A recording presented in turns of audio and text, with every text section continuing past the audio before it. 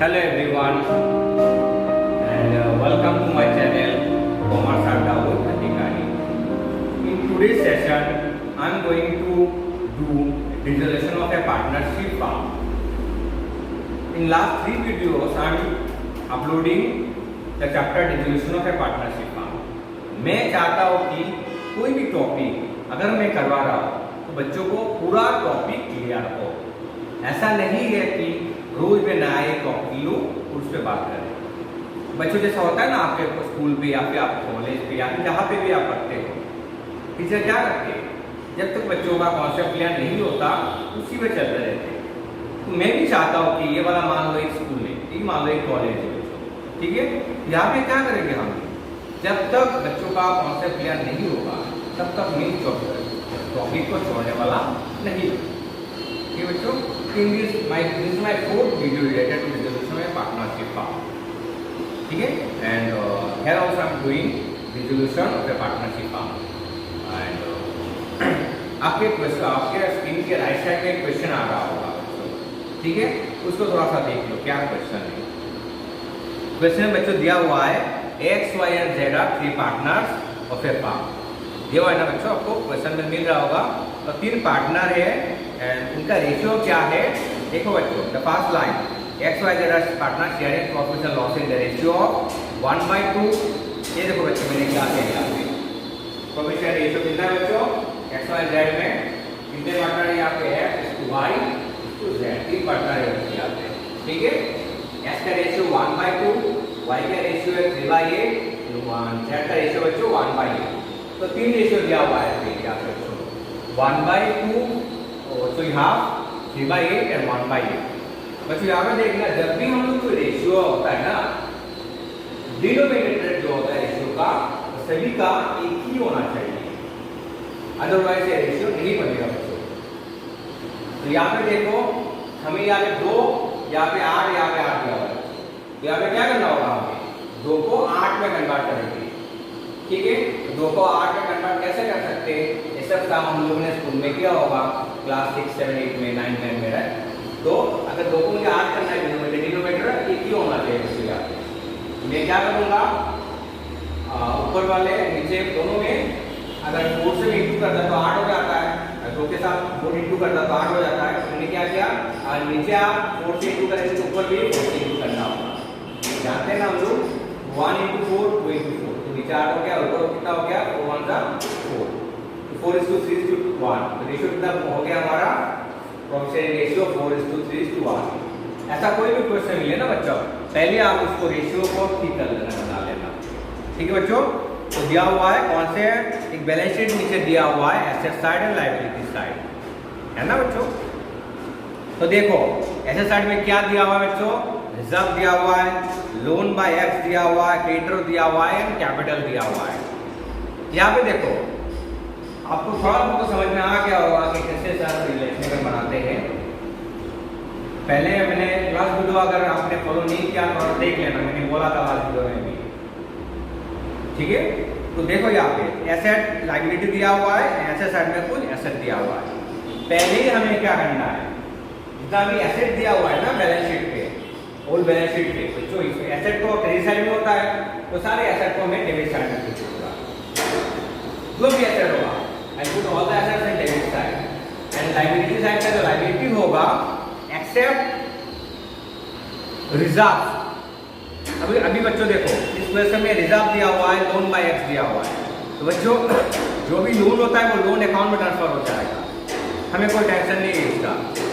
बच्चों जो यहाँ पे रिजर्व है, रिजर्व कहाँ पे ट्रांसफर होगा, रिजर्व तो हम लोग पार्टनर से बांट देंगे, तो वो रियलाइजेशन अकाउंट में ही नहीं आएगा। और रियलाइजेशन अकाउंट में क्या नहीं आता, कैश या बैंक को, तो वो नहीं आता बच्चों, ठीक है।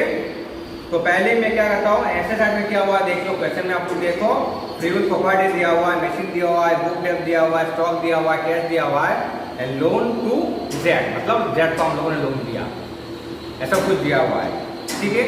तो बच्चों क्या करना है, पहले आप लोग जो भी एसेट दिया हुआ है, जो भी आपके बैलेंस शीट में एसेट दिया हुआ है क्रेडिट साइड पे, और डेबिट साइड में लिख लेंगे बच्चों।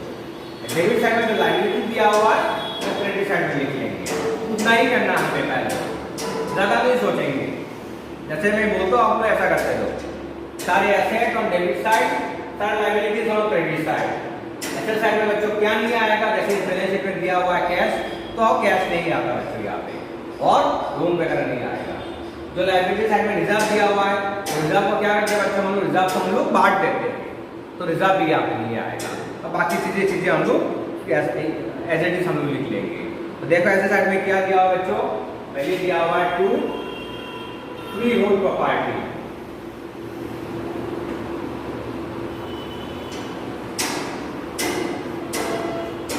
तो क्या दिया हुआ है ऐसे साइड में फ्री होल्ड प्रॉपर्टी, कितने का दिया हुआ है, 1,80,000 का।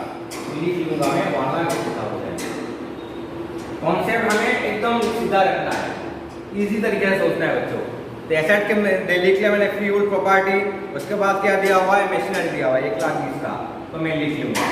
जितना भी एसेट होगा क्रेडिट साइड में दिया हुआ है वो डेबिट साइड में आ जाएगा, डेबिट साइड में जो लायबिलिटी है बैलेंस शीट का वो क्रेडिट साइड में चला जाएगा। सिंपल पे बोल रहा हूं। उसके बाद क्या दिया हुआ है, टू मशीनरी,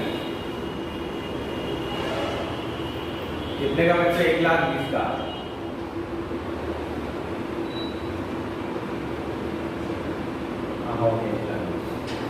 उसके बाद देखो बच्चों क्या दिया हुआ है, बुक डेप्थ दिया हुआ है, ठीक है। तो बुक डेप्थ कितने का दिया हुआ है, बुक डेप्थ किसको बोला जाता है, debtor. Book depth means debtor को बुक डेप्थ बोला जाता है।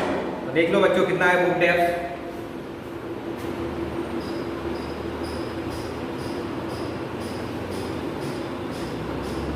देख लो बच्चों कितना है बुक डेप्थ।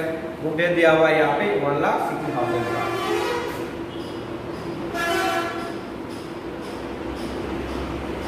1,60,000 का बुक डेप्थ दिया हुआ है, मतलब डेटर्स। बच्चों यहाँ पे देखना प्रोविजन एक्चुअली यहाँ पे एसेट में नहीं आएगा, वो लायबिलिटी साइड में चला जाएगा, ठीक है। उसके बाद क्या दिया हुआ है, स्टॉक दिया हुआ है 1,30,000 का, तो लिख लूंगा मैं।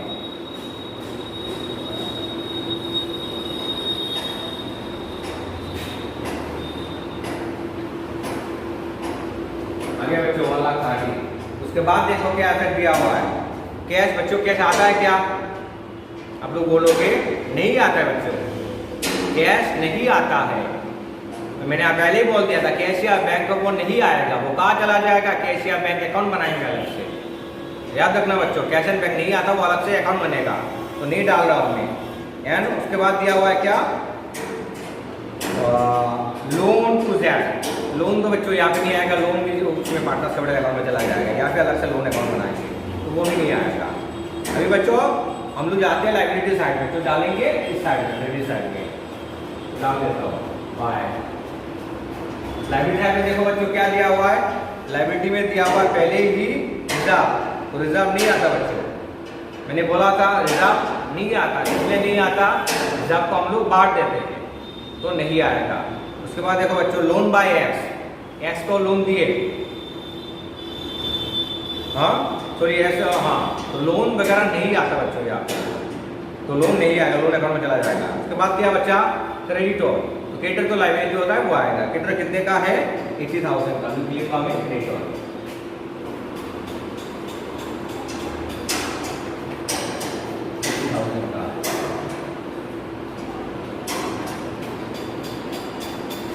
बच्चों मैंने बोला था पहले ही जो डेटर में तो प्रोविजन फॉर डाउटफुल डेट दिया हुआ है वो हमारे लायबिलिटी होता है, वो आएगा। तो कितने का दिया हुआ है, 10,000 का, लिख लूंगा। कहाँ से लिख रहा हूँ मैं, जो डेटर के नीचे दिया हुआ है टू प्रोविजन, नेक्स्ट प्रोविजन दिया हुआ है ना, वो हमारा लायबिलिटी होता है, वो लिख लूंगा।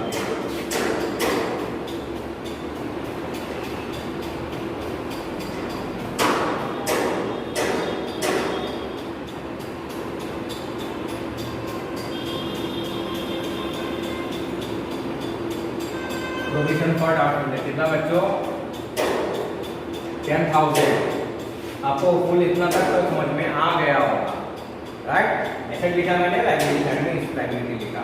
अभी मैंने बच्चों पहले वीडियो में भी बोला था, हमारा जितना आउटसाइडर लायबिलिटी होगा या फिर रियलाइजेशन एक्सपेंडिचर होगा वो हमें पेमेंट करना होगा, सही ना बच्चों। जितना अभी रिजोल्यूशन में क्या हो रहा है, जो रिजोल्यूशन रियलाइजेशन का बना रहे क्या हो रहा है, इसमें हम लोग बिजनेस को बेच रहे। रिजोल्यूशन मतलब क्या, मतलब हमें और बिजनेस नहीं करना भाई, बिजनेस को हमें बंद करना है, सही बात है ना।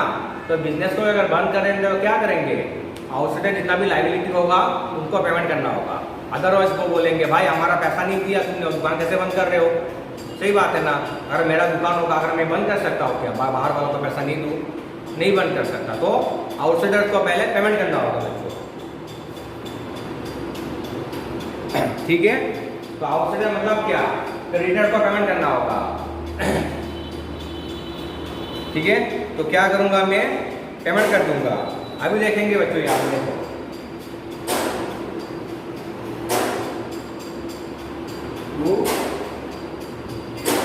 कैश अकाउंट, क्रेडिटर, तो क्रेडिटर को पेमेंट करेगा कितने का, 80,000 का। देखो बच्चों यहाँ पे क्रेडिटर में कुछ दिया हुआ होगा, देखो आप नीचे देखो, creditors are paid of at a discount of 2.5%। तो बच्चों यहाँ पे तो मैंने 80,000 लिखा, वो गलत हो गया। ठीक है, क्रेडिटर को पेमेंट कर रहे हैं, क्रेडिटर ने क्या बोला, ठीक है भाई आप मुझे थोड़ा सा डिस्काउंट देता हूँ, मैं आपको 2.5% डिस्काउंट देता हूँ, दूसरा आपका देता हूँ, वो बोले आपको नहीं होगा। तो क्रेडिटर वालों ने क्या बोला, ठीक है भाई आप मुझे थोड़ा सा कम ही दे दो, मेरा पैसा दे दो। तो क्या हुआ, क्रेडिटर वालों ने मुझे 2.5 डिस्काउंट दे दिया, 2.5%, जो आप क्वेश्चन के नीचे मिलेगा आपको। तो क्रेडिटर कितने का था, क्रेडिटर था यहाँ पे 80,000 का, 2.5%, 2.5% कितना होता है, हाँ 2,000, तो 2,000 रुपये का मुझे डिस्काउंट दे दिया। देखो बच्चों यहाँ पे 2000 का 2.5% मुझे डिस्काउंट दे दिया। कहाँ से मिला मुझे, क्वेश्चन के नीचे मिला मुझे, बोला यहाँ पे creditor paid at discount of 2.5%, मतलब क्रेडिटर वालों ने बोला कि चलो आप मुझे 2.5% में आपको डिस्काउंट देता हूँ, बाकी पैसा मुझे। तो 2000 डिस्काउंट हुआ, 80,000 में से क्या करता हूँ, 1000 माइनस 2000, अल्टीमेटली कितना दे रहा हूँ मैं, 78,000 दे रहा हूँ, क्रेडिटर को पेमेंट करता हूँ 78,000। बच्चों लास्ट क्लास में मैंने यहाँ पे शायद बैंक लिखा था, अभी मैं कैश लिख रहा हूँ, इसलिए मैं कैश लिख रहा हूँ बिकॉज एसेट साइड में अगर कैश दिया होगा तो कैश होगा, अगर बैंक दिया होगा तो बैंक है। एसेट साइड में इक्वेशन में क्या दिया हुआ है, by bank account, sorry by cash account. Asset में कैश दिया हुआ है, मतलब हमारे पास जो कैश है उससे पेमेंट करेंगे उन लोगों को, बस समझ में आ रहा है।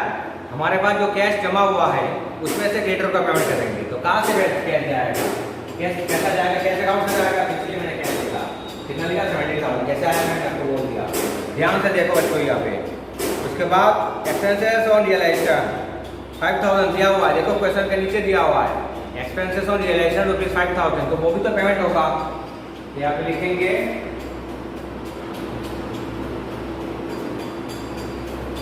कैश अकाउंट, ऐसे में क्या लिखेंगे एक्सपेंसेस, कितना बच्चों 5,000, ये भी तो कैश से जाएगा, उसका अगर जानने की बनाएंगे तो क्या होगा, expenditure account debit to cash account, इसलिए टू कैश आ जाएगा, sorry realisation account debit to cash account, क्योंकि रियलाइजेशन अकाउंट में ट्रांसफर कर रहा है कैश, तो एक्सपेंडिचर, तो 5,000 आ गया बच्चों। ठीक है, और देखो rent ₹3,000 was outstanding and had to be paid। Last time में लिखा है क्वेश्चन के नीचे एकदम, रेंट जो आउटस्टैंडिंग बचा हुआ था वो भी तो हमें पेड करना होगा दुकान बंद करने से पहले, और अदरवाइज मानेगा मालिक। मगर अगर मेरा दुकान किराए में है तो मालिक क्या बोलेगा, नहीं भाई आपका तो आउटस्टैंडिंग 3,000 रेंट है, वो पहले रेंट क्लियर करो उसके बाद आप दुकान छोड़ोगे, पेमेंट करना होगा ना वो, अदरवाइज दुकान नहीं बंद कर सकते। तो वो तो पेमेंट करते, चलो पेमेंट करते हैं। क्या लिखूंगा, टू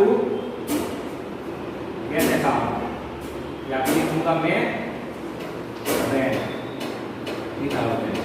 देखो बच्चों ये सिर्फ लिखना इंपॉर्टेंट है, इसमें से क्या होता है कि हमारे जो जिनके पास भी कॉपी जाता है, एक्सटर्नल होते हैं हमारा चेकिंग वगैरह करते हैं, ठीक है, तो उनके लिए थोड़ा सा इजी हो जाता है, सीधा सीधा समझ में आ रहा है, इसलिए मैंने सब लिखा।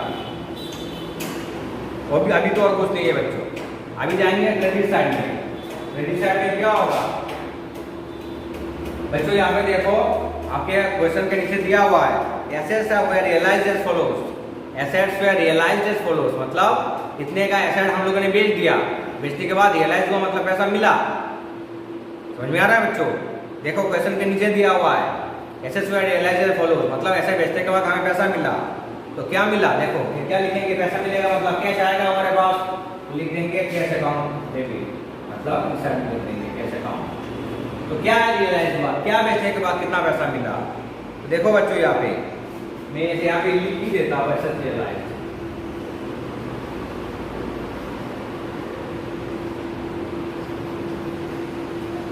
तो cash account debit to realised account, इसलिए बाय कैश हुआ, एसेट्स रियलाइज। अभी क्या क्या रियलाइज हुआ देखो बच्चों आप लोग।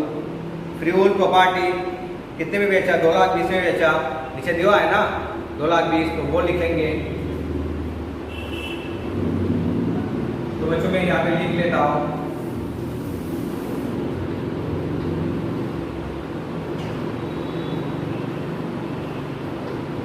फ्री प्रॉपर्टी कितने में बेचा? 2,20,000 में बेचा, तो मैं लिख रहा हूँ।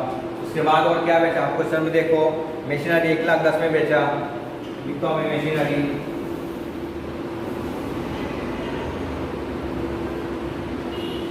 1,10,000 में बेचा, है ना बच्चों? उसके बाद मैं क्या बेच रहा हूँ? और बुक डेप्स, तो डेटर जो बोले बुक डेट 10% लेस, मतलब डेटर वाले को मुझे पैसा देंगे वो 10% लेस देंगे, कम देंगे। तो बुक डेप क्या हुआ? बुक डेप याद रखना डेटर को बोला जाता है।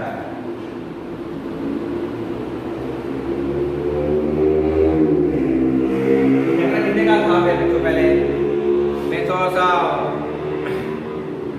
एक्चुअली क्या है जहाँ पे मैं वीडियो बनाता हूँ तो आसपास सारे गाड़ी वाड़ी जाता है, तो हो सकता है कि आपको थोड़ा सा सुनने में थोड़ा सा प्रॉब्लम है, तो उसके लिए मैं क्षमा मांगना चाहता सभी बच्चों से कि एक्चुअली अगर गाड़ी वाड़ी जाता है तो थोड़ा सा मुझे साउंड होता हो सकता है कि वीडियो में थोड़ा सा आउटसाइड से कुछ साउंड आ रहा है, तो थोड़ा सा आप उसको थोड़ा देख लेना और समझने की कोशिश करना।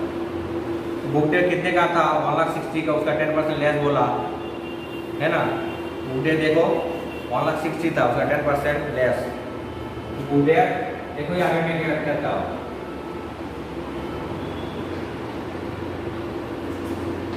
देखो बच्चों यहाँ पे बुक डेट मतलब डेटा कितने का? 1,60,000 का था, तो 10% कितना आता है? 16,000, तो 16,000 यहाँ पे लेस हो गया, तो कितना आएगा हमारा बुक डेट? अल्टीमेटली 1,44,000।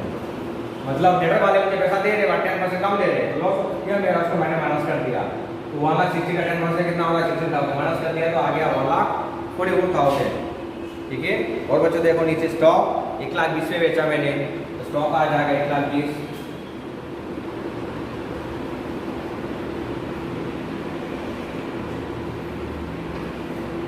तो कितने का बच्चों आएगा? 1,20,000 का आ गया बच्चों स्टॉक।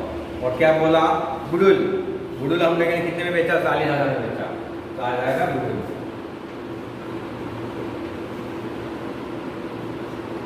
गुडविल 14,000। ठीक है बच्चों, अब इसको टोटल कर लो, तो टोटल करने के बाद आएगा अगर 6,34,000।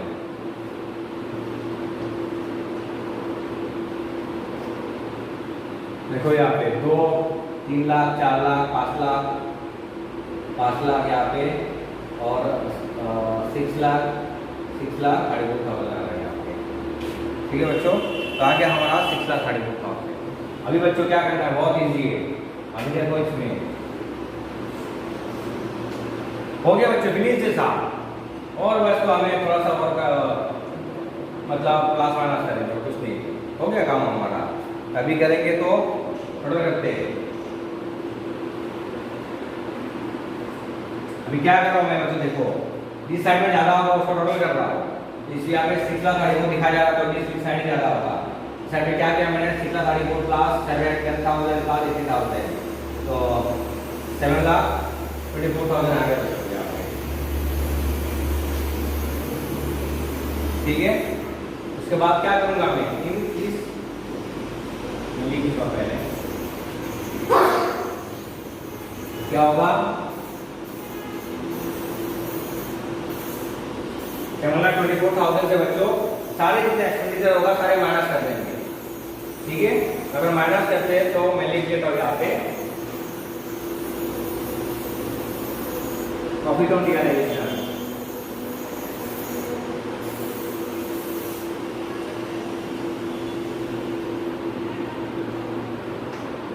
प्रॉफिट ऑन रियलाइजेशन क्या लिखूंगा ब्रैकेट में, ट्रांसफर टू।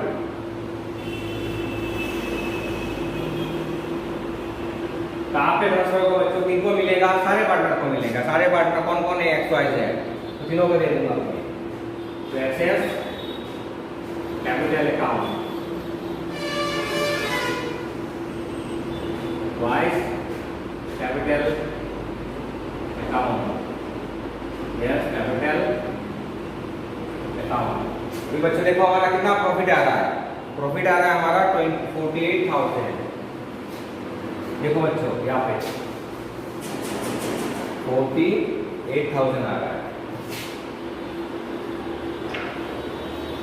देखो बच्चों यहाँ पे क्या क्या मैंने, अच्छा टोटल किया, टोटल में से सारे एक्सपेंडिचर माइनस कर दिया, कितना आ रहा है प्रॉफिट हमारा। उसके बाद प्रॉफिट हमारा टोटल प्रॉफिट कितना आ रहा है 48,000। तो 48,000 को हम क्या करेंगे, जो रेशियो में बांटेंगे। रेशियो कितना था हमारा 4:3:1 रेशियो था, वो तो रेशियो था ना जो हम लोग पहले निकाले थे, 4:3:1 रेशियो था। तो क्या करेंगे 48,000 को 4:3:1 है, तो क्या करेंगे 4/8, 14 होगा तो 24,000 होगा। ठीक है, 14 का हाफ होगा तो 24,000 होगा। ये किसको मिलेगा, एक्स। वाई को कितना मिलेगा 14,000 इंटू कितना रेशियो है 3/8 है,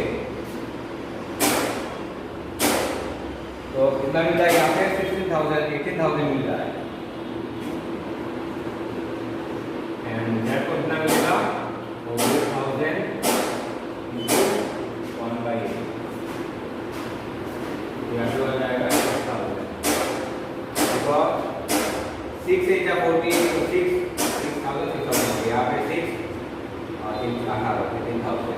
तो बच्चों आ गए यहाँ पे देखो एक्स को कितना मिल रहा है 24,000, वाई को कितना मिल रहा है 18,000, जेड को 6,000। कितना आ गया 48। बस फिनिश है बच्चों, खत्म हो गया। तो क्या क्या देखो मैंने यहाँ पे जो हमारा प्रॉफिट आया, प्रॉफिट कैसे आया, इस टोटल में से मैंने एक्सपेंडिचर माइनस किया, मैंने का प्रॉफिट कितना आया 48,000। उसका रेशियो कितना था हमारा एक्स वाई जेड का 4:3:1 था। 40,000 को 4:4/8, 4 + 3 + 1 तो 4/8 हो जाता है। तो 40,000 तो 24,000 आ रहा है। देन 40,000 3/8 18,000 है, जेड का 40,000 1/8 मतलब 6,000 आ जाता है ना। खत्म बच्चों। इस तरीके से मैं आपको प्रॉमिस करता हूँ हर एक चैप्टर आपको करवा के दूंगा, ठीक है, हर एक चैप्टर में आपको करवा के दूंगा अपने वीडियोस पे। ये मैंने ठान लिया कि बच्चों को मुझे हेल्प करना है इस कोरोना इस कोविड के टाइम में। ऐसा नहीं कि कोई भी बच्चा नहीं बोले एग्जाम के बाद कि सर हमें तो गाइडेंस नहीं मिला इस कोरोना की वजह से, तो हमारा अच्छा नहीं हुआ। मुझे बहुत दुख होता है कि बच्चों को अगर कोई किसी भी कोई भी बच्चों को अगर किसी कारण से उनको एजुकेशन में अगर प्रॉब्लम हो, उनको मुझे बहुत बुरा लगता है। तभी मैंने इनिशिएटिव लिया कि मैं ऐसा कुछ काम करूँगा कि सबका कुछ बदलाव होता है, जितना भी मेरे पास नॉलेज है उसी से मैं काम करूँगा। ठीक है ना बच्चों, तो होपफुली आपको समझ में आया होगा। अभी भी नहीं बोलता, अगर मेरे वीडियोस पे आपको कुछ प्रॉब्लम आ रहा समझ में नहीं आ रहा है, आप मुझे कांटेक्ट करो, ठीक है ना बच्चों। अभी मेरे वीडियोस पे कमेंट कर सकते हो कि सर आपने जो करवाया मुझे समझ में नहीं आया। मैं कोशिश करूँगा कि किसी ना किसी तरीके से आपको समझा पाओ टॉपिक, ठीक है बच्चों। So finally thank you very much for watching my video. अगर आपको ये वीडियो अच्छा लगे तो मैं अभी फिर से बोलूँगा कि आप थोड़ा सा उसको शेयर कर दो अपने फ्रेंड्स में। तो किसी को शेयर करने से क्या होगा, कुछ नहीं होगा, बट किसी ना किसी का तो भला हो सकता है ना बच्चों, किसी ना किसी का तो भला हो सकता है, हमारा तो कुछ नहीं होगा। चलो शेयर करें या ना करें, शेयर करने से क्या होगा, किसी के पास अगर पहुंच जाए ये वीडियो और उनको अगर अच्छा लग जाए तो मुझे अच्छा लगेगा, चलो मेरे तरफ से जो मैंने काम किया किसी को तो बेनिफिट मिला। ओके, तो आज के लिए इतना ही। Thank you very much.